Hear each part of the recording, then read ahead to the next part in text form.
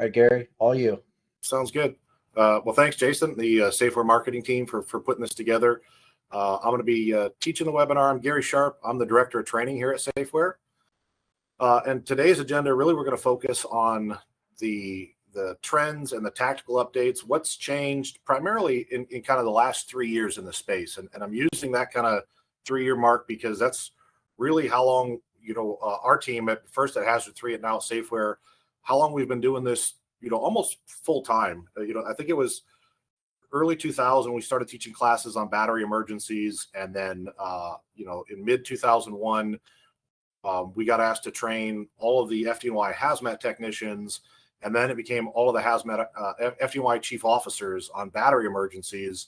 And then sort of from there, it just became a full-time thing where we've been teaching a tremendous amount of other hazmat classes. Dr. Baxter's focused on a lot of stuff for 3-letter agencies, but we've had a cadre of instructors traveling almost a battery class or more every single day of the year for years now. But along the way, it's evolving. And that's really what I want to just is take a little bit, because I saw a lot of the names on the webinar, and I know many of you have been in our classes. Some of you are teaching your own classes. There's people kind of really keeping up on it. And there's so many things changing quickly. That's really what I wanted to focus on is in the last 36 months or so, what are some of the changes that we've seen so that your agency can continue to adopt as well. So the increasing trends and tactics, and where did we start? When we started this 3 years ago, there was little to no guidance and no specific equipment for battery emergencies. We were just starting to talk about cell block and insulated gloves and things like that. And there was a couple, Paul Rogers and a few people out kind of had some classes available, but that pendulum has swung now, which is what we see happen on all emerging threats. We saw it happen on COVID. We saw it happen with fentanyl. Those of you been in fire and hazmat back, 9/11, post 9/11, the white powder days. In the beginning, nobody knew what to do. And then it doesn't take long and everybody on the internet's an expert all of a sudden. And that's where I feel like we're there with battery emergencies, particularly EV, is that everybody online is an expert. And to the point when if your agency goes to a fire now and you put it out, you'll have a whole course of people saying you should have let it burn. And then if you let it burn, you'll have a whole bunch of people saying they had to put it out, right? And the same thing on the manufacturing side. I mean, obviously the private sector tries to create solutions for problems. But we're starting to see manufacturers and people saying that they've got the silver bullet, right? If you buy this oil and you add it to your water or whatever the product is. And so really the moral of the story here is because we went from not enough information to too much information, you just got to be diligent on vetting your sources and doing the research. Make sure that when you're getting training, you're getting information, people are telling you what they know and not what they've heard or what they've actually experienced. There are training courses and people giving guidance who have not been to an EV fire, right? But they're teaching how to put out EV fires because they read about it in a Facebook group. So just like anything else in emergency response, do your own homework, listen to get multiple opinions. The good news is that, that the actual data is starting to catch up a little bit, right? UL has done some great work, the Fire Safety Research Institute, on all types of battery emergencies. They're in the middle of a pretty large project on EV burns specifically, including they've completed phase 1, which is doing some EV burns to gather the data without firefighting tactics. And then next will come phase 2, where they start applying firefighting tactics to the burning EVs and comparing the data of the extinguishment techniques to the base data. And we can see what really happened, right? How much water is really taken, what kind of temperature drop did we get? So the good news is the data is catching up to a lot of what we have is field experience, anecdotal, collecting case studies, things like that, which are powerful amongst themselves, but they're harder to collect and get your arms around. So this data that FSRI will be coming out with is going to be a huge shot in the arm to all of our EV response plans, tactics, and the training that we're pushing out. So the other big trend that that we're seeing now is 3 years into this is that in the past almost every agency and academy was bringing outside instructors in to teach their course. That's a lot of what we've been doing is providing instructors to agencies that needed training on batteries and EV response because they didn't have the expertise in-house and they didn't have the experience. Now agencies are getting turnover. They're adding more people. Some of those people have retired. And we've seen a big focus on fire departments and training academies and colleges. They want to build their own in-house capability to deliver the training to their folks, which is the right thing to do, right? At the end of the day, the fire department has to be able to train their firefighters on how to put out fires, right? So I would encourage you, we're going to do everything we can to support this trend. We're rolling out a new course that'll be EV Train the Trainers. So if agencies want the in-house capability, but they don't want to build the course, we'll be able to deliver the Train the Trainer. One thing that I'm super excited about that we worked with Total Safety is Total Safety's come up with an EV prop that allows people to enhance the training, right? I mean, firefighters love hands-on training. When they can put their hands on it, they can see it. It makes everything click. And that was challenging in the past. The best, I would go deliver a class somewhere and I would try to rent an EV from Hertz, which is getting out of the EV business, by the way. Or we'd get a dealership or a firefighter or somebody would have an EV, but it was still a car. You couldn't really tear it up and cut cables and things like that. You could look at it, but you couldn't really do anything. And I was always thinking, when we started teaching building construction, as soon as we had actual doll houses, right, small scale construction, and we could do fires and the ventilation, all that dramatically changed because the prop just made everything make so much more sense. And that's really what we are after for EVs is give agencies something they could do that. Total Safety has nailed this. Essentially, the way this prop works, this picture here on the left, all these components come out. And so in the class, what the students do is your agency buys this prop. They get a Train the Trainer that comes with it. And then the students can build the EV. Each of these components, as it plugs into this EV shell, the body, there's a dashboard here which is made up of a tablet, and it directs the students to put the components in and plug them in the right order, and they're building the EV. Now the good news, that tablet there also has an HDMI out, which is pretty sweet.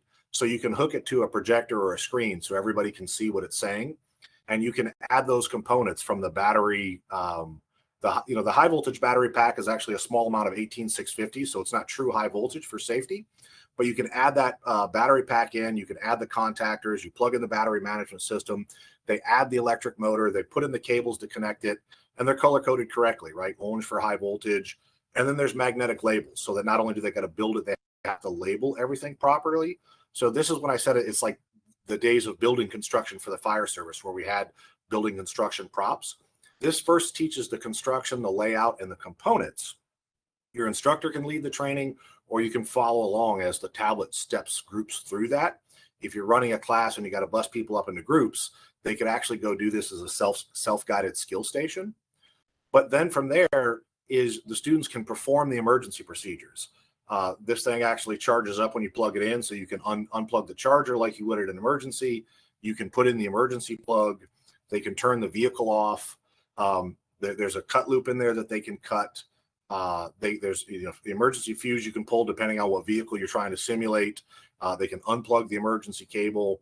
There is the high voltage service module that they can pull out. So you get to do all of the things that you can't really do on a real EV because you might damage it.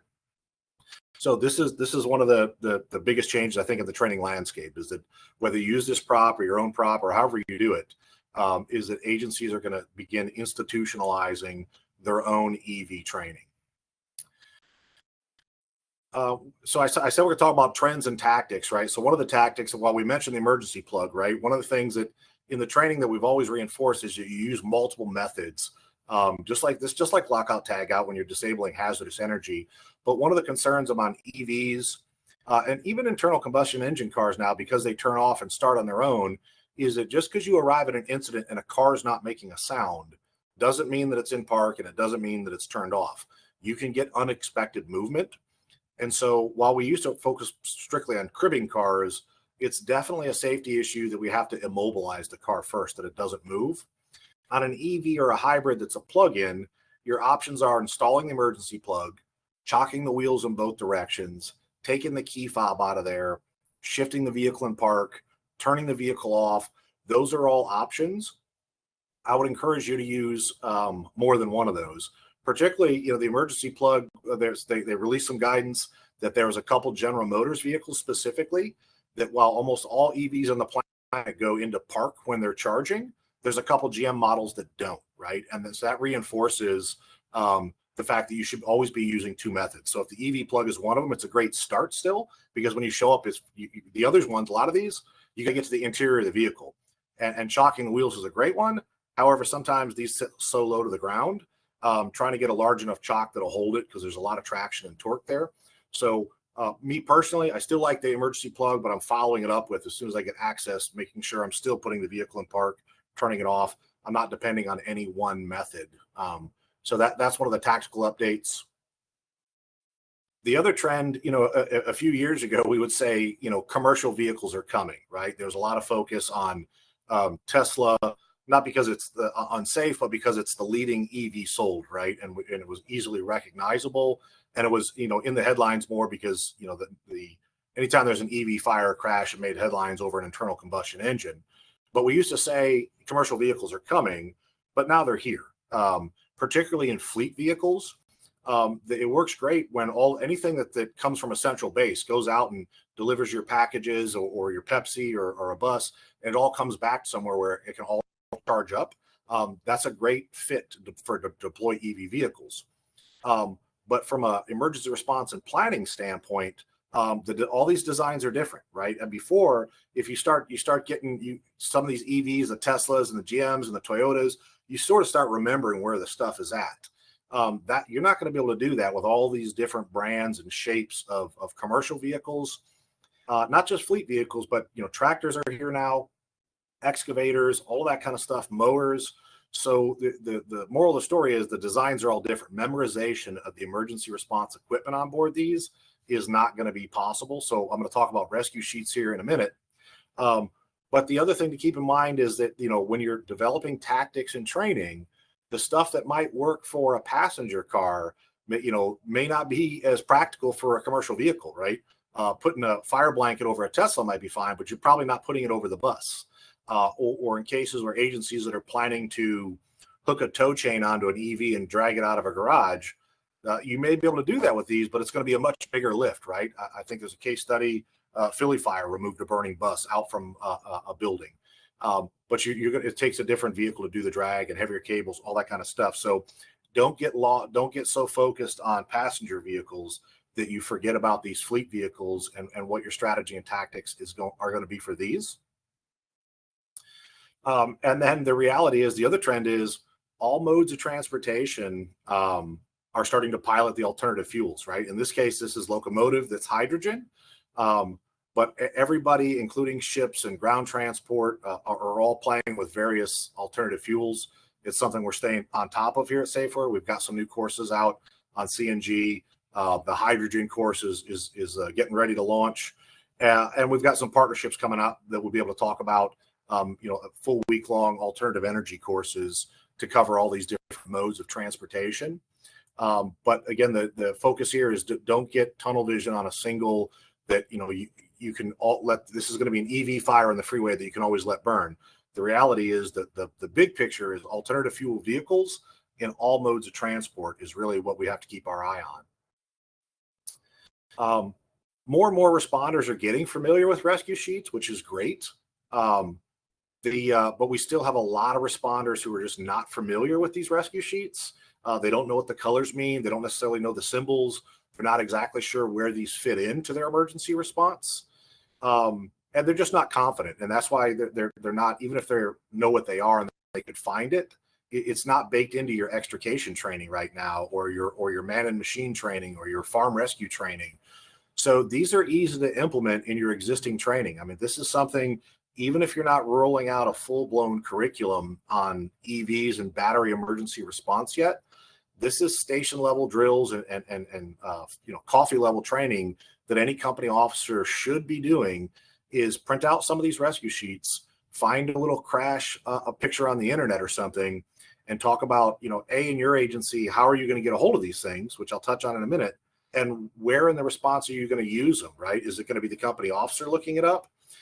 Do you have a chief officer coming to all alternative fuel vehicles?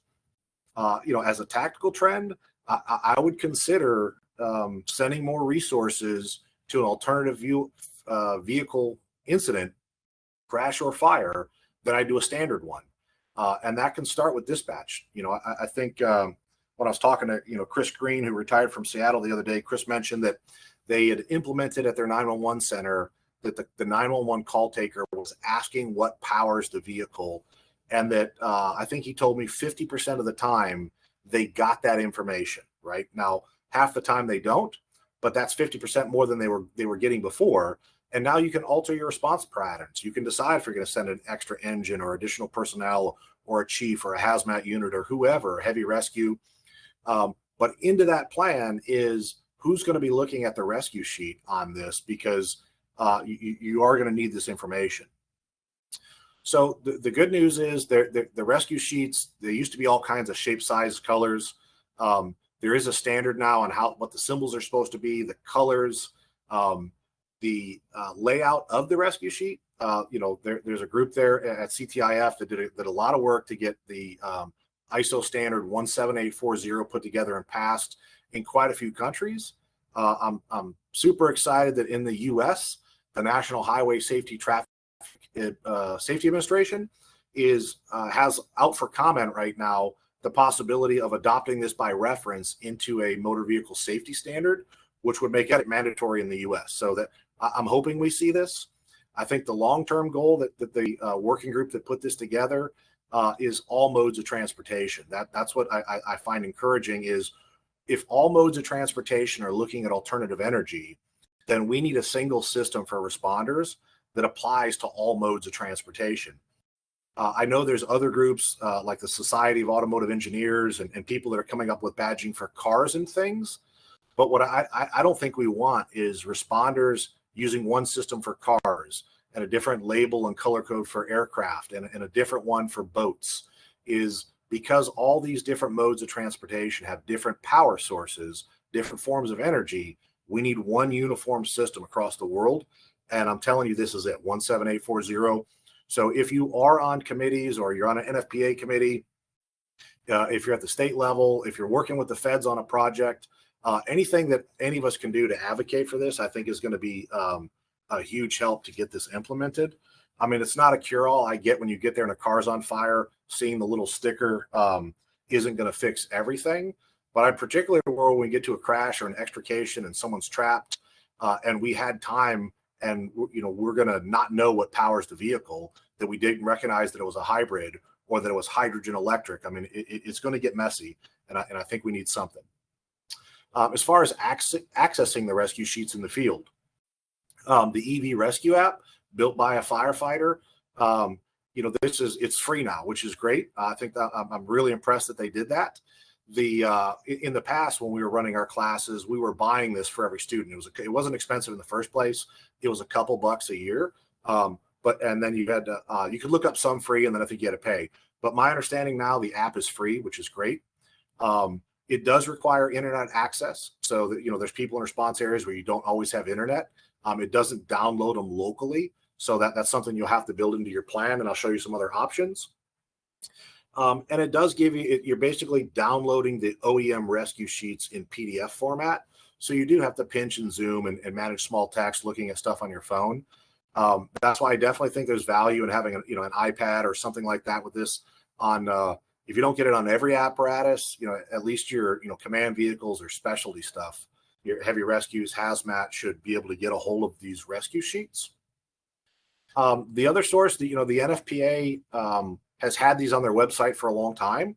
There was a period there where it really wasn't updated, and I was pretty frustrated by that. The NFPA has recently updated their website. They've made it a lot more functional, big logos, and they've got it caught up some to where more manufacturers in the 2023s and 2024s are all on there. So I hope that continues. So that's another option to get these for free. A paid option that I still really like. I use the EV Rescue app as well as this Mototech software. This is a paid subscription. It's not cheap, and you only get it on that one device. But you download the whole database, so it does work offline. Now this one is different though. It's not giving you the manufacturer's PDF. They've got their own drawings and guidance in here that it's based on it. I think the drawings here are a little more high quality, and you can actually turn off certain layers so you can see exactly what you want. So my personal opinion, it's got better drawings than what's on the manufacturer stuff. The other thing I've seen here out of Mototech is they've got a little deeper bench when it comes to tractors and mowers and buses and construction equipment and things like that. Some of that obscure stuff that, you don't need it until you need it. And you go to a parking garage collapse or, a construction accident and you got a crane tipped over, a Bobcat or something, and it's lithium ion powered. You're going to want to know where the battery's at and where the cut loops are and all that kind of stuff. So again, this is probably, you probably can't go out and buy this for every apparatus in your agency. But having it on your specialty apparatus, hazmat, tech rescue, something like that, I think is a good investment. So the other trend I think that's changed in the last, since we started doing this 3 years ago, is people are really starting to understand the deflagration hazard. And essentially, during a lithium-ion battery thermal event, the gases that come out of there, the electrolyte that's inside is a combustible liquid. When that electrolyte gets hot and it reaches its boiling point, it's going to decompose into gases, and gases, all liquids have expansion ratios. So the gas is always going to be way bigger than the liquid. A small amount of liquid makes, volumes and volumes of gas.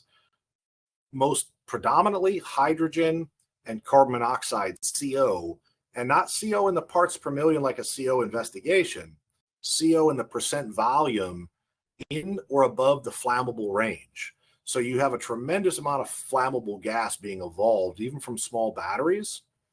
And the more we started seeing actual case studies, both in shipping, in commercial shipping, trucking, rail cars, a lot of people, we saw the Surprise, Arizona incident that got our attention. Now we started seeing residential garages explode when an EV inside is having a thermal event, and you can find all those gases in the space. So the increase in the number of case studies, and particularly when they get caught on video, right? I mean, that's really what I think is when you get a good YouTube video of this thing actually happening, it gets everybody's attention. The pictures are great. Videos are incredible. But also, again, the work that UL is doing gave us a much better understanding. So if you're not even, up to speed on the deflagration, which is basically, it's like an explosion. Technically, it's not fast enough to call an explosion. Either way, it's a boom. But, UL's got a great video of just an overcharging scooter in a single family dwelling. And even that results in a deflagration, right? Windows are blown out. They've got data about, some studies about what happens to the batteries in the garage. You can see the picture there, garage door coming off, which is exactly what we're seeing around the country when some of these, particularly when there's a lot of off gassing and no ignition, right? When the gas builds up. But this is when the battery's in a container. It doesn't have to be, though. We're also seeing cases where you can have a closed vehicle and this gas can build up in the interior of the vehicle in ignition. And we've seen case studies where the trunk blows open and the windows blow out and you get a fireball because we've confined those gases to the vehicle. So the good news, this is a good trend that we're recognizing, not that it's happening, but everyone's starting to recognize and understand the hazard of deflagration. And it really is probably one of the biggest hazards. So it's got to be front loaded into your response, your training and your tactics, which is going to be, being on the lookout for confined gases, having detection equipment available, and using ventilation to your benefit, and just not putting your personnel in spots where they're in confined environments with unignited gases. I mean, all these pictures up at the top where these explosions occurred, imagine if you arrived before the explosion occurred. You arrive and there's what looks like steam or smoke coming out of a container. You need to be very careful about how opening that up. And so now we're starting to see case studies of fire departments. I think even as recently as the incident in Columbus, where they had some batteries undergoing a thermal event in the back of a 53-foot box truck. And from what I read in the news reports, a bomb squad robot was used to open the door. So I think this recognition that the deflagration potential is there is really sinking in, which is great that responders are aware of this hazard. But one of the biggest trends is this evolving guidance, right? When we started off, everybody, 3 years ago, people said, "How do you put out an EV fire?" Now, I think a lot of us that have been teaching this quite a bit are starting to say that you can't suppress the fire, you can control the fire. But, the initial guidance was based on what the manufacturers told us. Flooding quantities of water, right? They would publish, really large volumes of water that were required. Then we started getting some more specific that you should apply it from under the vehicle. The theory that you're going to kind of cool that the battery casing or the protective skid plate, and that cooling might translate into slow the propagation or extinguish it. My experiences with that is that's like blowing on a pizza roll. I mean, if you microwave a pizza roll and then you take it out of the oven or the microwave and you blow on the outside, the crust, it seems cool, and you touch it to your lip and it's cooled down, but you bite into that thing, lava comes out. And so the surface cooling compared to in the internal temperature can be very different. So then, there became a louder and louder voice in the fire service about just let it burn, right? And then fire blankets really started to kind of catch on mainstream, and people were becoming a big proponent of putting a fire blanket on it. Or a couple of good case studies around the country where departments were able to use a lot of times a battalion vehicle, an SUV or utility truck, and drag a burning EV out of the garage. And so all of these kind of became options, and it's this whole pendulum thing, right? We went from we didn't have any options, and now we have a whole bunch of options, and everybody's kind of debating the merits of what works better. The good news, a lot of that work that UL is doing will help put some data behind some of this.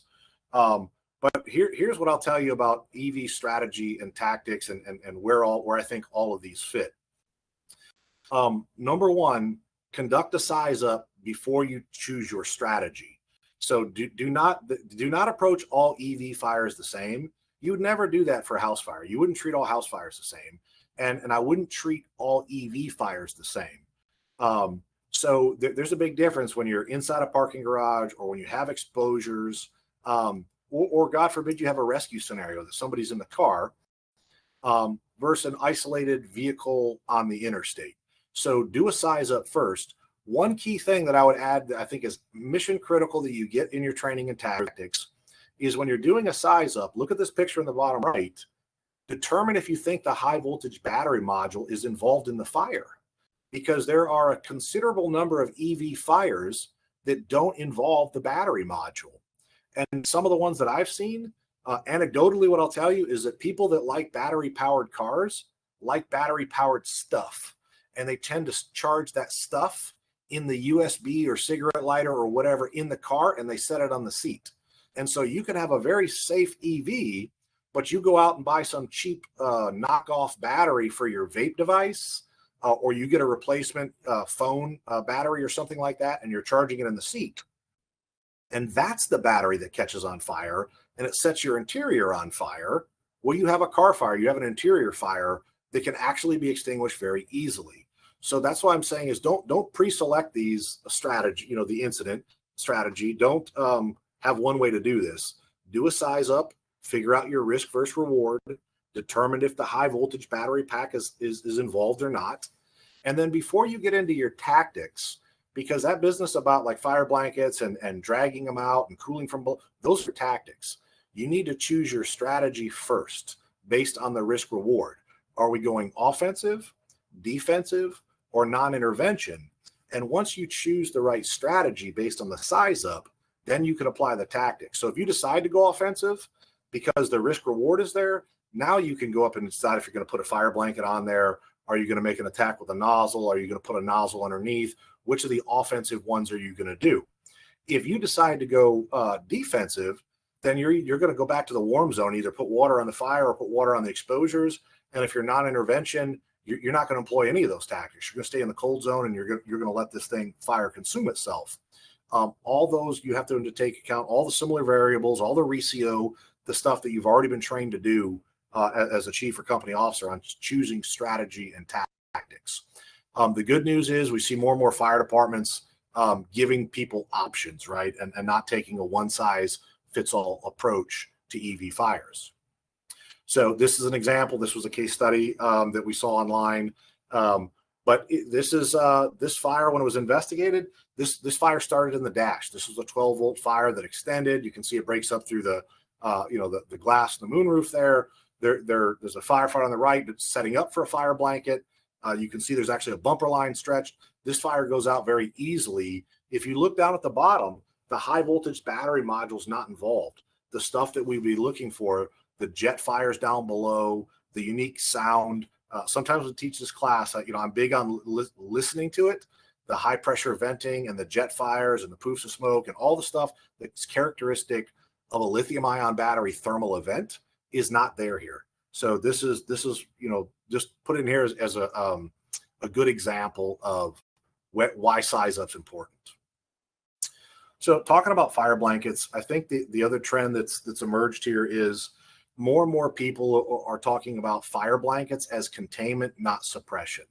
If you really understand the problem, what's happening when we have a thermal event in the battery module, the individual cells are on fire, and the heat from those cells are propagating. It's boiling the electrolyte in the next cell, which is then popping open and emitting flammable gases, which is ignited.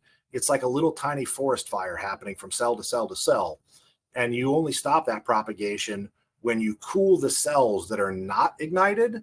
You can keep them below their boiling point or the melting point of the separator. Putting a fire blanket over it does not keep this thing cool, right? You can put a lid on a fire, but it doesn't mean it's cool.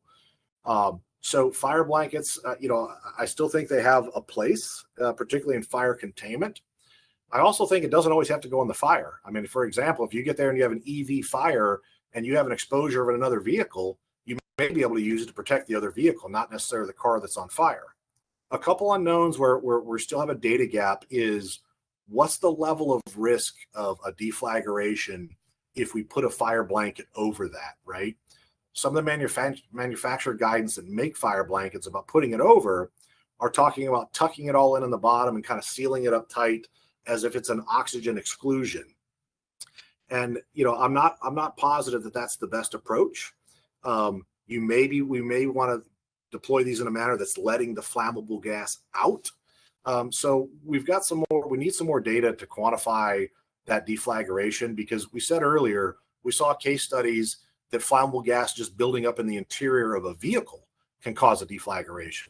So, in my mind, there's definitely some level of risk of deflagration, but what's that level look like? And is there any ways to mitigate that by leaving an open pocket, something like that?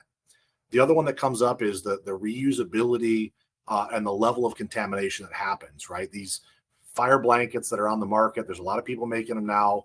And just like anything, there's different levels of thickness and quality. Some of these are advertised as one-time use. Some of these are advertised as multiple uses. I have seen some of these put on and burn through. Cell Block makes a very good one. I probably got a lot of confidence in that one.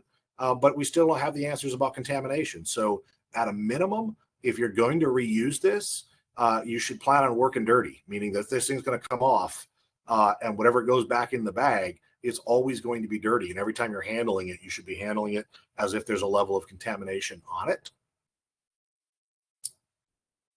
The other trend that's probably one of the biggest changing ones, though, was the concept of getting water into the battery module to stop the fire, or control the fire faster with less water. Because again, you're not putting out the cells that are burning. You're putting water in there to keep the cells that are not burning cool so they don't reach their boiling point to become involved in the fire. The fire that's burning, the cells that are burning, they go out when they run out of fuel. When they run out of electrolyte that's converting to a gas, it's essentially consumed the fuel. That fire goes out. The car fire will end if we can keep the other cells from getting involved. So the theory of getting water into the battery module is that it prevents propagation of the fire to the unignited cells. That heat is going to boil the water that you put in there, and you're going to get steam coming out of there. And I'm going to boil the water instead of boiling the electrolyte of the uninvolved cells.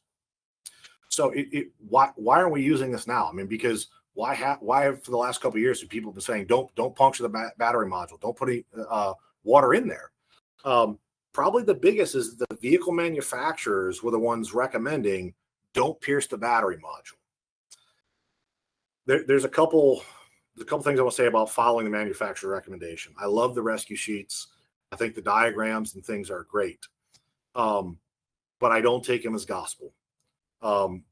First of all, I can tell you that we're doing training with multiple vehicle manufacturers, and I've seen firsthand that there are several vehicle manufacturers that have puncture devices that they use on their vehicles if they have a fire at their facility. They pre-install these, and when they're doing some R&D and testing, and if something goes wrong, they push a button, they puncture the battery module, and they put wet water in the battery module. So it's a little, I don't know if disingenuous or confusing that, it's a do as I say, not as I do. I'll also tell you that remember that vehicle manufacturers, and I'm not trying to demonize them, their job is to make and sell vehicles. And they have a whole bunch of people that know a lot about that. And they have very few firefighters that work for them that have expertise. And they also have to have a different level of responsibility. They're responsible for safe vehicles and safe passengers. Their responsibility doesn't extend to the public and the pedestrians and the structures and the bridges. That's our responsibility to protect from fire. So there's going to be different opinions. So, and the last thing I'll say is, remember what we went through in the fire service about getting sprinklers into homes. The people that build the homes are opposed, but the fire service is pushing to put sprinklers in homes, even over the recommendations of the manufacturers of the homes to not put them in. So I don't think we always have to be in lockstep with the manufacturer. It doesn't mean that people that build homes are bad people. And I'm not saying car manufacturers are bad. I'm just saying that we have different responsibilities and different expertises, and we're coming from different directions. So I like the concept of the fire service finding the solution to fires. But since that, a lot of people took that as gospel, you can never puncture these things. The other thing is that there really is a lack of study on the effectiveness. I mean, most of what we started seeing early on is that, hey, I saw online that somebody in Europe is using these things. But, the fire service were rightfully skeptical. And it comes down to, were these things a gimmick or an emerging technology? And then it didn't, in my opinion, and solely my opinion, it didn't help that one of the first puncture devices on the U.S. market was not ideal. It's very difficult to position. This is a device you had to put it down below. In some cases, it was too tall to go under low vehicles. So you still had to get over there and try and tilt and crib a burning vehicle, which just kind of made that thing, difficult in my opinion. But also turns out that, if you put water in the battery module, it works better if the water kind of stays in the battery module like a bowl. If you poke a hole in the bottom or the bottom is ripped open, it's not as effective because the water you're spraying in there falls back out. So, and at the end, we didn't have any successful field deployments. Somebody had to go first, right? These things were not cheap. And what department was going to go out and buy these and do the trainer, import it and all of that kind of stuff. So what's changed now? Some of it is that we've got some studies now, right? That the CTIF, the Swedish Civil Contingencies Agencies, known as MSB, have put a lot of effort into studying the effectiveness of cutting, puncturing through in multiple different devices and technology about getting water into the battery module, which in my opinion showed a tremendous amount of promise, right? Reading that study moved the needle for me.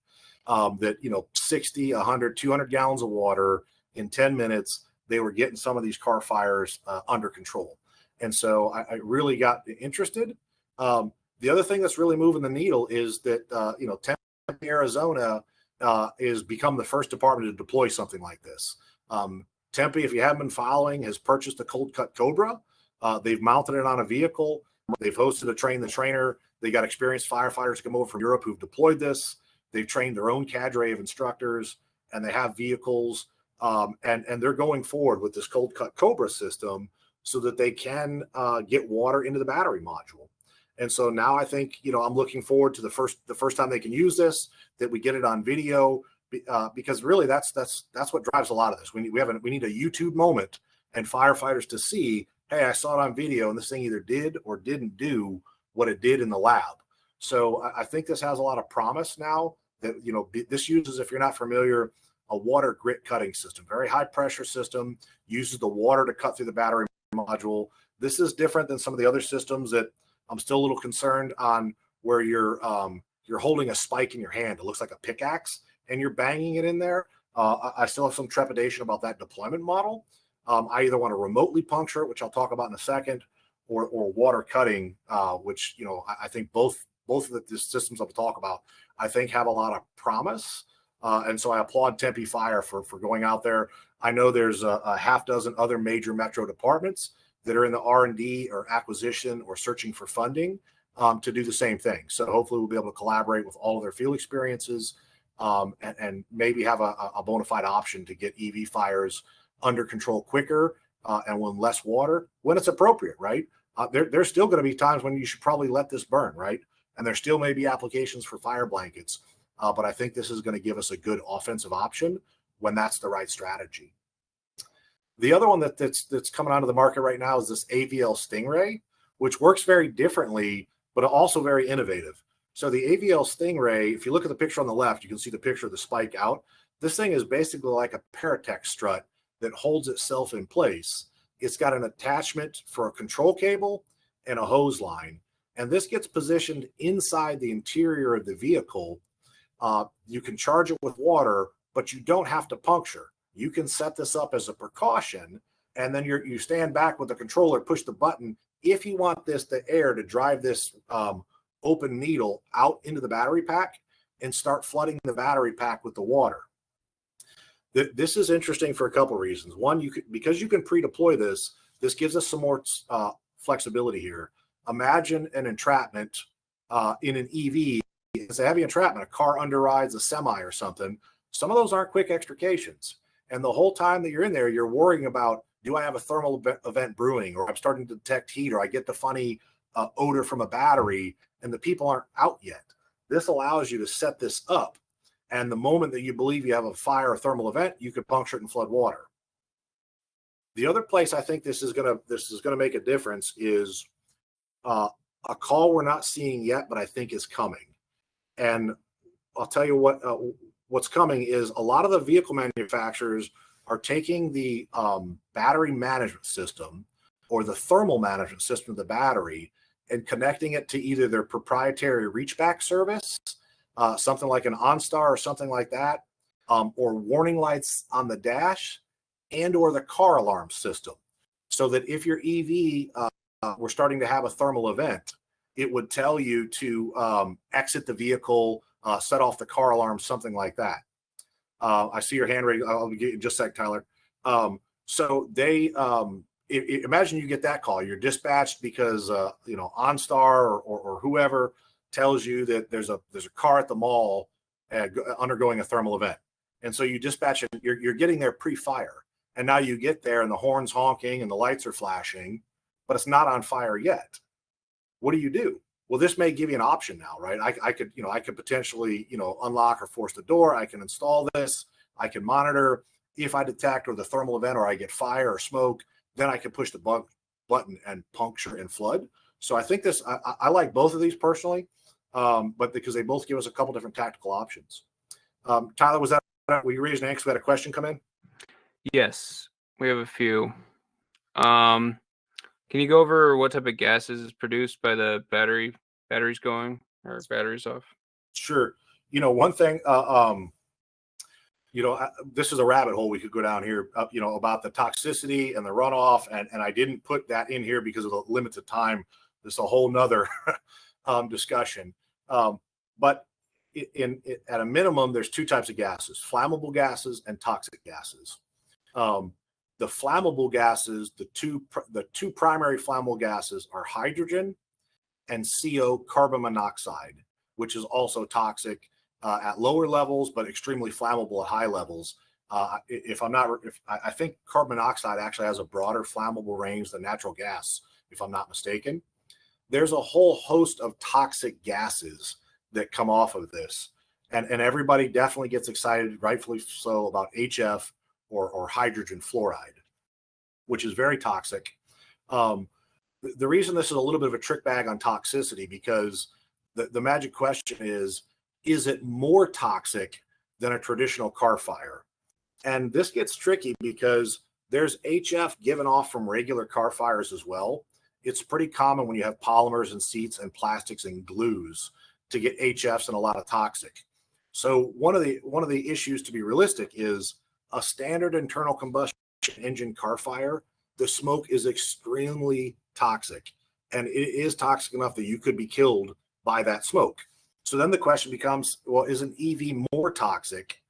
Well, it's one of those things that comes down to like, it's already deadly, right? So are we talking, how can it be more deadly than deadly? So that's kind of where I'm at with toxicity. All of these ones you should have your air pack on. We've waded through a lot of different studies that some agree, some disagree, including some where the level of HF when they burned battery cells by themselves was negligible. But as soon as you put them in with the foam and the glue and everything else in the module, there was more HF, leading to the conclusion that a lot of it was from the foam and the glue. So, without getting into a scientific debate on the amount of gases and when they occur, I would say they're flammable and they're toxic, and you should have your air pack on in all phases of the firefight on all vehicle types. What else you got, Tyler? We can wait to the end for all the questions because we got a lot. Okay, we'll try to get through. We'll pick a handful of them. I don't know that we'll necessarily get through all of them then. So in the moral of the story on this battery puncture, this is a trend that I think is we're getting ready to see some field experience in the fire service. I'm excited that we may have a solution here. I hope the manufacturers get behind this and start indicating on the rescue sheets the appropriate puncture devices, or start building puncture points at the right spot.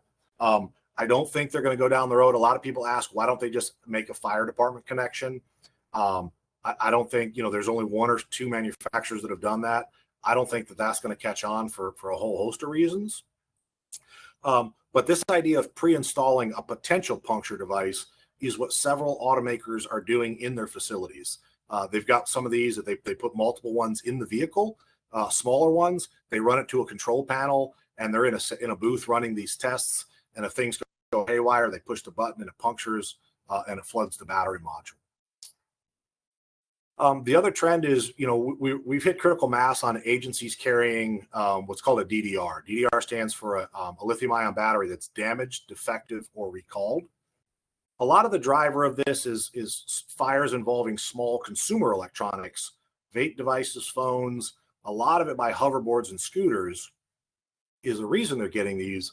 But it also plays a role in EV response, because when some of these EVs catch on fire, or when they're involved in a significant collision, the battery cells are sometimes ejected onto the highway. And the tow truck may take the vehicle and store it outside, and all the guidance that we've heard about. Someone's got to take those damaged battery cells. And the DOT guidance is when a battery is attached to a vehicle as the fuel source, it's not a hazardous material. As soon as it comes off the vehicle, it is. And someone's got to safely package and do something with that. And a damaged lithium-ion battery cannot be transported until it's properly overpacked in an approved container. So a lot of the training that we've done, we've included for the agency that hosts the training. This one on the left, that's a battery overpack with cell block powder. There's a special permit that allows you to package it without all the real in-depth paperwork and training. You just need to be trained on how to do it and trained on the permit, which we do in the class. But in this case, that's actually a kit that Cell Block makes that has the labels you can put on there, and you can ship it back. So when you buy that overpack kit, you buy it with prepaid battery recycling, so you have something to do with the battery. A lot of agencies are running into, you're going to an elementary school, a daycare, hospital or something, there's a visitor there. In some cases, people are coming up to the fire department with a swollen iPad or phone and saying, what do? I don't want to have it in my house. The fire department doesn't want to take it, but you don't want to put that back in the minivan and have them drive off with it, right? And where we're at today, if you haven't noticed, that you can drop your drugs off to the cops now. You can drop babies off at the fire station if you don't want them, but we can't take an iPad. And so this DDR thing was driven by a lot of those consumer electronics. But there is an absolute fit, because you're not going to necessarily package the entire EV up. But when you get a handful of cells that get knocked out of this thing or fall out during the fire, you've got to do something with them. So this is something we've got a lot of experience, a lot of expertise. We can definitely go in depth on proper overpacking. The one thing that the unfortunate trend that I'll tell you is each of these devices has an energy limit on how big of a battery can go in there and how many pounds of batteries or how many watt hours, that kind of stuff. And we are seeing cases of people overloading these. They're buying particularly these little 5-gallon buckets, which is limited to 300 watt hours. And they're either not trained, or they got a copy of a copy of a copy of a training. And we've had cases of responders put too big of batteries. Something like some of these batteries, even for like the lawn equipment, blowers and things, are getting big. Mowers, it's over 300 watt hours. And they're going out and they have an overheated lawnmower and they're picking it up and they're putting in this bucket. That bucket is not rated for that. And if that thing vents and comes apart, it's going to blow the lid off the bucket. You're gonna have a problem. So you need to, if you're going to do this, which I think agencies should, I think there's a role here for operations level trained firefighters to overpack. And my estimation is under 300 watt hours.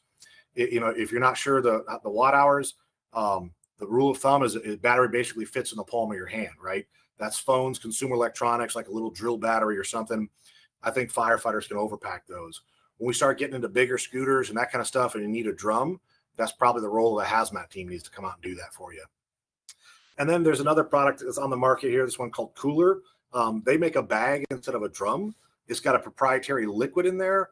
What I found we've got several fire departments that are using these to carry it out of the building. You go in and you take this in with you. You can get the battery. You can carry it out. It's reusable. And the battery, the hazmat gets there. The battery gets transferred to the drum, or you got to carry a scooter battery down some stairs or something like that. You can drive around with it. You could put evidence in here and put it in the pickup or something like that. We haven't seen a lot of people really shipping those. That it's not as clean as the shipping and the prepaid recycling they get you a cell block. But I envision almost like a battery body bag, right? You can get it in something before you start handling it.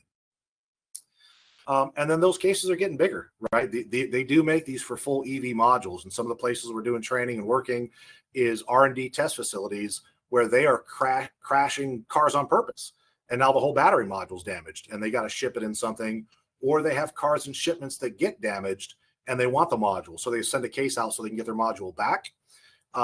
These are some of the largest ones made by Cell Block.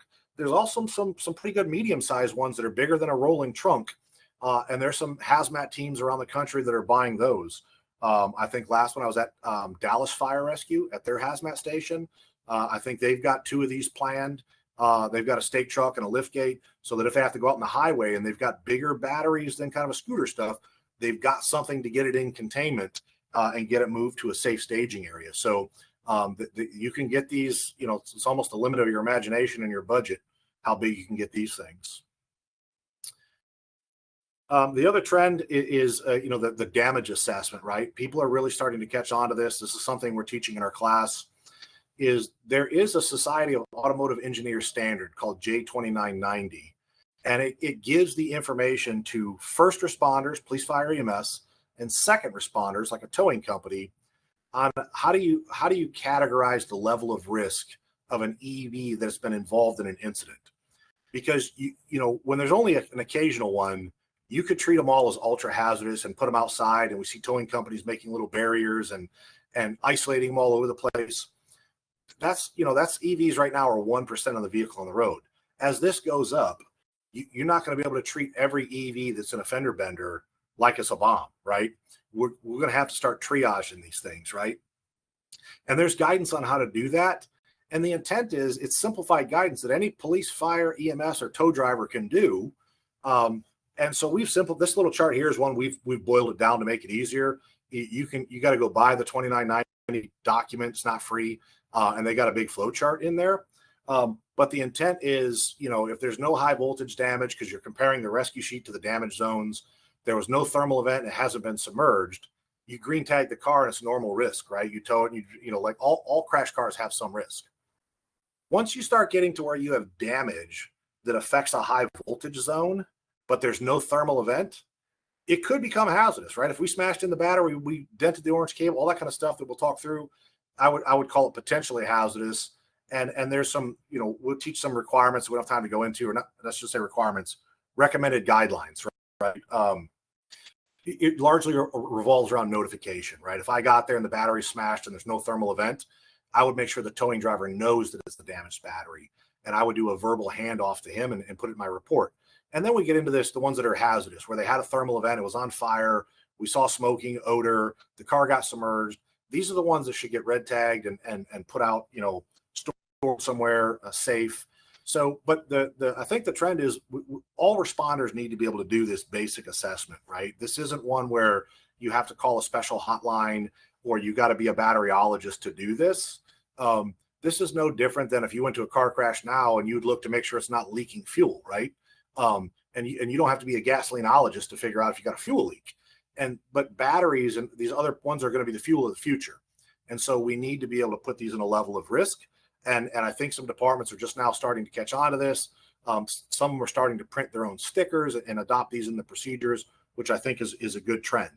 If you haven't seen the theme, I'm not in favor of treating all EVs the same. I wouldn't isolate all of them, right? Just like you don't let all of them burn. That's the whole concept of risk-based response. And then this one, I don't know if we've seen it enough to be a trend, but it's something to be aware of. Is the secondary market when some of these EVs get scrapped or destroyed or the batteries get changed, these battery modules are finding their way into other uses. And there's certainly probably a safe way to do this. But every time there's a market, there's a black market and a gray market, which is like sort of shady. And so this one is something we have to keep our eye on, is what happens to these batteries. I really get worried when you have large flooding events, right? And all these cars are going to get destroyed and bought by an insurance. Where do all those batteries end up, right? And if somebody can find a way to make a buck, these used batteries that were saltwater damaged or whatever make their way into backup power supplies and things like that. So I didn't put trend here because I don't know how off the frequency of this yet, but it's certainly something that I'd worry about. So I know in the interest of time that takes us up to about an hour. And if you've been in our class, if you pull my string about batteries, I literally can go all day. We do 8-hour class on this. I wanted to keep this to 60 minutes here, plus some Q&A. The public service announcements I want to put in here, Hazard 3 a couple years ago started the Hazardous Materials Instructors and Commanders Conference. And it was really designed for fill a gap that we saw in the hazmat space, that if you teach your department or you're in charge of the hazmat team and you're training your guys, that's great. But where do you go to get trained, right? How do we swap, case studies and technical information and train the trainers? So if you're an experienced technician, you're probably teaching here a little bit, or a lieutenant or captain or something like that at the hazmat technician level. We've got, when you signed up for this webinar, Tyler and Steven and Jason there in our marketing team, they've got your email. You'll get the emails and the invites to register for this stuff. We're putting the finishing touches on it. It's in Fort Lauderdale at this Bahia Mar beachfront hotel. I think in the past, Jason, there's one of my favorite little beach bars called Bo's Beach, and marketing has rented the whole second floor out for us. So we have a pretty good networking event there. And I think that's the plan this time, is Jason's going to be there with his credit card again. So keep an eye out for that. With that, Tyler, why don't you pick a few more of the questions? We probably won't get to all of them, but we'll spend about 15 minutes or so hitting some of these. Yeah. Does the interior fire end up causing stress on HV batteries? Could it cause thermal runaway? Yeah, great question. Yeah, it certainly can, right? First, if it goes, batteries that get stressed, and stress is a great word. Sometimes people use insult, something like that. You can do that through both thermal, right? Or radiant heat from a fire can stress the batteries, insult them. Physical damage and electrical damage, like a short circuit, overcharging, are the three types of stress that can start a thermal event. So even a tire fire, brake fire, or something could extend to the battery. The interior fire can, and that's where I would put the fire out, knock it down, and then that's where that damage assessment comes into play, right? Now you're letting it cool down. You're trying to check it with a thermal imager, and you're listening for anything unusual, right? Is there any buzzing, popping, off-gassing, right? Certainly if you put the fire out and, that burning interior is going to have lots of black smoke, because you're going to get all that plastics and seat insulation and stuff, foam and things. The electrolyte off-gassing from the battery in many cases is white or gray because it's not smoke. You're boiling the electrolyte and it's coming out. And you'll sometimes hear it has a distinct kind of bang or pop to it when some of these cells start popping. It kind of depends on the construction of the cell, how the pop goes. The Teslas that use cylindrical cells have a pretty good little pop, but there's often a psst because when these things pop open, it's at several hundred psi. Some of these are 800 psi when that gas is coming out. So it has a hissing like a leaking tire. If I started hearing any of that post suppression, I would think that we didn't get the interior fire out soon enough, and now we've got a thermal event, right? What else, Tyler? As far as the cold cut Cobra system, if we're deploying this, should we be concerned with propagation as well as cell being leaked out of the compartment? Yeah, you definitely, once the battery has a thermal event, you're going to have propagation, right? Like some of these, if you had a vehicle that has cylindrical cells, there's probably 7,000 cells in there. Some of these about a little bigger than a AA. Some of the newer cells are a little bigger than a D-sized battery, and it is propagating from one to another. And even the cells where you first cut in, like if you made a cut in a spot in undamaged cells, you'd be damaging those cells too, right? But you're doing it after the battery is already on fire. So you're going to cut in, you're going to put the water in there. Most of the electrolyte, even though it turns into a lot of gas, there's very, very little actual free electrolyte. It's in like the milliliters of liquid that are in these battery cells. And most of that's consumed in the fire. So it's not like you're going to have a big puddle of electrolyte down below that you have to deal with. It's going to be consumed. It's in very tiny amounts. So it would not be enough of a concern that would stop me from using the cold cut Cobra. The biggest concern with the cold cut Cobra, to be fair, is it's a very high pressure abrasive cutting device. You don't cut somebody with it, right? Don't turn and spray your buddy. You got to make sure that anybody stays behind you, that you don't have a whole crew of firefighters up close and you cold cut Cobra the person, right? You want to cut the car because it is a cutting device.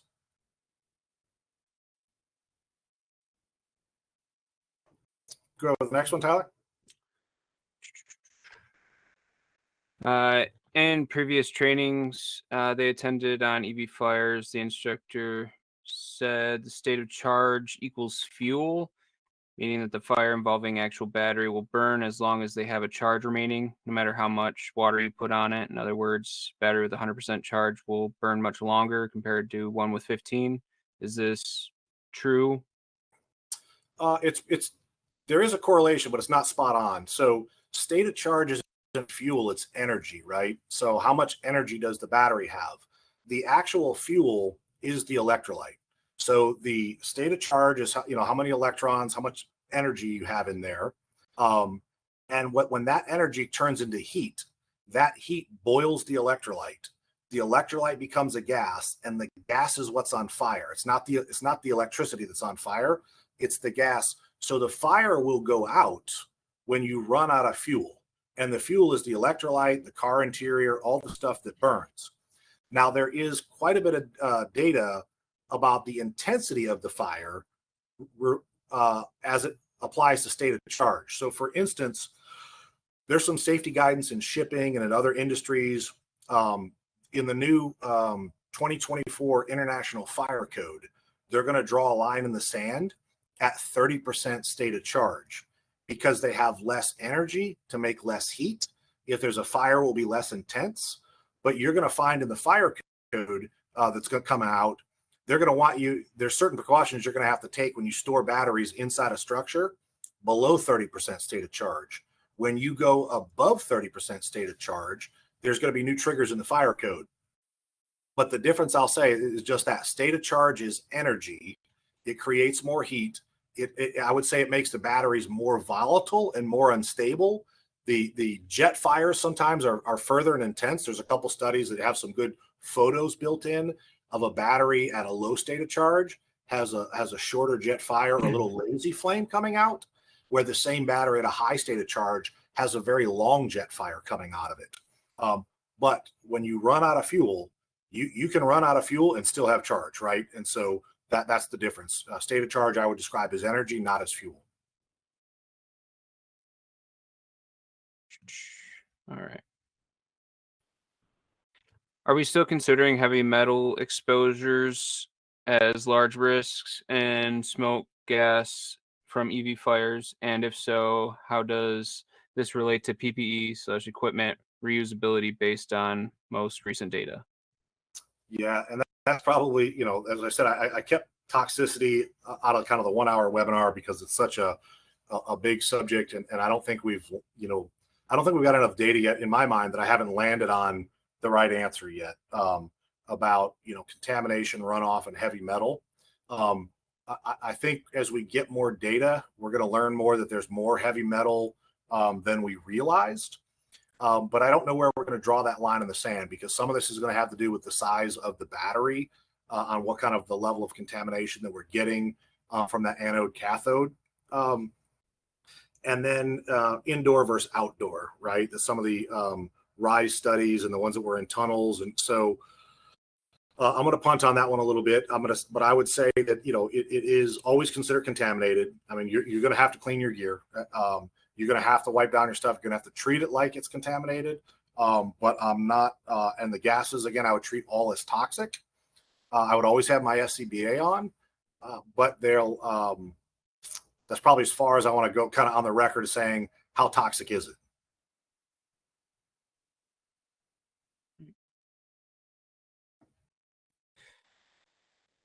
For the puncture flood method, won't this work on a single module if pack has 20 modules when you need to keep re-piercing it, all the different modules?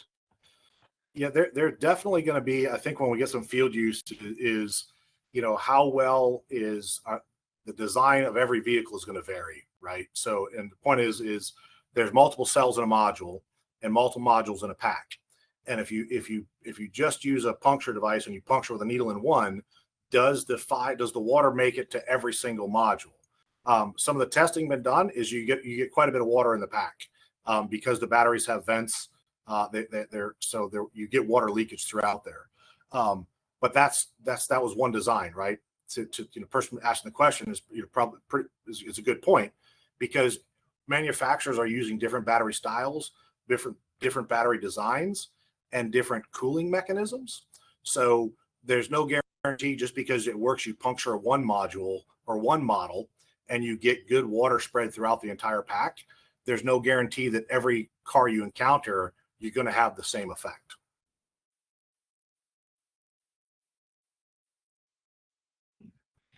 What is the recommendation for dealing with an EV fire in a below level parking garage, limited access for apparatus?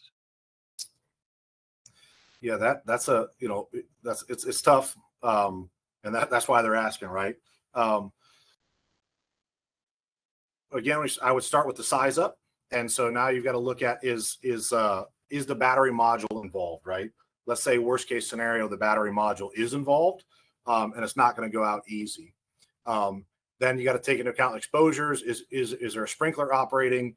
A couple good case studies where sprinkled garages have done a pretty good job of containing an EV fire. Let's say worst case scenario, it's not. And now you're going to have to fight this like any fire in a parking garage with limited access. Some departments have mini pumpers in areas and downtowns that they can get a little place. You know, you could be fighting this like a high rise, right? Humping hose, attaching to standpipes, stretching down there. And at the end of the day, you don't have a whole lot of options, right? You still have water, and you can protect the other exposures so that you can fight the surrounding vehicles that it may have extended to. You have the option of a fire blanket, which is going to be tough because there's cars going to be parked right next to each other. So it's not easy to get firefighters in between there. You start losing some visibility as all of this smoke builds up if you don't have good smoke control in the parking garage. But more than likely, you've got to knock down the heavy volume of fire with water. And now your options are you going to continue copious flooding amounts of water? Are you going to use a puncture device in here to try to get water into the battery module? Or in some agencies, departments, are they going to move the EV? And so when you get into moving, there's a few options there. Obviously, they're using winches and drag devices and things like that are one. We've looked at, and several departments have looked at dollies that go around the tires that you can clamp on and push down or lift it up like roller skates. Those do have a level of risk because they roll pretty well, and parking garages and driveways and things are not flat. And so the car can actually get away from you, or it can shift and it can pin people. So, but those are an option. A couple places we've been to have a motor. There's a device called a Stringo, which is is designed for moving cars around inside a dealership and things. But it goes underneath and arms pop out and it grabs the tires and lifts it up. Then you drive this thing like a little forklift. So we've seen some agencies that or car manufacturers using that. There's a couple robotic versions coming into the market where you can stand back and kind of drive it, so you don't have to get up near it. But it's challenging because once the tires they sit low, and once the tires go flat and the vehicle settles down, it's even more difficult.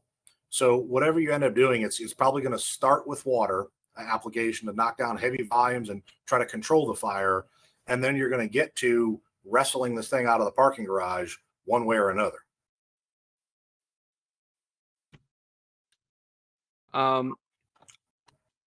Are there any alternatives to overpacking batteries besides cell block? Any materials? Yeah, so there's two ways to legally kind of overpack the DDR. I should say there's three. One of them was what's called DOT fully regulated. It means you can package it in accordance with DOT regulations, and you don't have to use the DOT doesn't even name a product, right? You can put it into a hazmat rated container with you got to protect the cathodes, tape it or something like that. You need a non-combustible, non-conductive cushioning material, which some people use vermiculite, something like that. The limitation when you follow the DOT fully regulated method is you're only allowed one battery per container. Now it's not clear is if a battery breaks into multiple cells, do those cells become separate devices, or can you put them back together if that's how they were originally intended? That's not super clear. And I've seen this go wrong because you know under that guidance you can use a plastic DOT rated container, which I've seen melt because they put battery in there with vermiculite. But that's the fully regulated method. The next method that Cell Block is using is a special permit. You can go out and find a container that has come up with their own methodology and tested it and sent that to the DOT and got a special permit. And that's going to grant you some relief from fully regulated. So, you know, if you're fully regulated, you're supposed to be a hazmat shipper. You got to do the paperwork. You got to be like HAZWOPER trained. All the requirements, an 800 number. When you get a special permit, imagine a kid working at a bike shop's got to send a bike battery back because it's under recall. It's DDR. Is the bike shop kid going to be HAZWOPER and all this hazmat shipper and all this? So what happens is they buy a Cell Block container made for bike batteries and they ship it. Same with a cell phone company. So because it grants you waivers from the regulations, the amount of training that you need, and it's been tested. But there are other ones out there, including metal boxes that are reusable and things like that. In my experience in the fire department, the hazmat team, we didn't use those because I don't want the box back. Like I wanted it to be like a trash can, right? Like when I put it in the drum and put the Cell Block in there and I mail it and get rid of it, I don't want that thing back, right? So there are other ones that have special permits. The third way is a site permit, and that's usually used if you had a major battery fire, a bike shop or a Morris, Illinois, or something like that. You're going to end up applying for a permit on how you're going to package and transport and treat the batteries for that site specifically. We have a brand new class. We haven't even advertised it yet called PERO, Post-Emergency Response Operations, that focuses on after the fire is out. It's for cleanup companies, board up companies, contractors, and it's going to cover all three ways in depth on how to get site permits, special permits, and fully regulated packaging. I think the first department, Phoenix Fire Department, is probably going to be hosting that in conjunction with some of the board up companies they have, because they've got board up companies coming to put boards up after a fire, but they also want them to deal with the lithium-ion batteries and take those as part of that post-fire response. So that PERO course will go deeper into that overpacking. That's the long answer to say, yes, there are other options beyond Cell Block. Go ahead. I think we got time for one more, Tyler. Pick a good one. All righty. What are the chances that the FD will respond to a CO alarm or hydrogen cross sensitivity with the sensor prior to the obvious signs of battery runaway? Are gases produced long before obvious runaway is occurring? Yeah, great question. So there have been incidents already where fire departments, a battery was having a thermal event. It actually set off a carbon monoxide detector in the house. and the fire department responded because of the carbon monoxide detector. Now, to be clear, though, that also happens in other battery families that are not lithium ion. And actually, where I think it happens the most is lead acid batteries. You know, part of the training we do in our battery course is we cover multiple families. So, for instance, if you go and someone's got an odor coming from the golf cart in their garage, there's a chance that that's a lithium ion battery. There's a chance that that is a wet lead acid battery, which wet lead acid batteries give off hydrogen when you charge them normally. And those sometimes set off CO detectors, even when there's not a problem. It's just the fact there's not enough ventilation. There's also the possibility that that is a lithium ion battery and it's off-gassing the hydrogen and CO. And you may be able to detect the CO with your CO detector. You may also be able to detect the hydrogen with your CO detector. Unless there are CO detectors that are cross-sensitive to hydrogen, there are CO detectors sometimes called CO-H that are designed to be less cross-sensitive to hydrogen. So it's definitely a diagnostic tool, particularly, and it may not even just be a single battery. Keep in mind, this could be a multiple cascading event, right? You could go there for a fire and some of the batteries are burned up, and there's some other batteries up on the shelf that are melted there, and they're just starting their thermal event, right? So definitely two of the diagnostic tools I would use when I'm assessing a battery, I would certainly be using a thermal imager, looking for signs of heat, and I would be putting a 4-gas right near it and looking to see, am I getting particularly CO readings off the battery, because that would be an ominous sign. Okay, guys, I think we're out of time. I appreciate everybody, spend a little more than an hour with us. I know we could just keep going on batteries for all day today. If you have more questions you want to email in, you can send it to training@safewareinc.com. So it's training@safewareinc.com. Or if you want any of the equipment that we've talked about, certainly we can get you more information on that. And if you want us to come out and deliver training, direct delivery to your department, or the new EV Train the Trainer, or you think that prop will help empower your agency to do your own training, certainly whatever we can do to help you prepare your responders, we're up for it.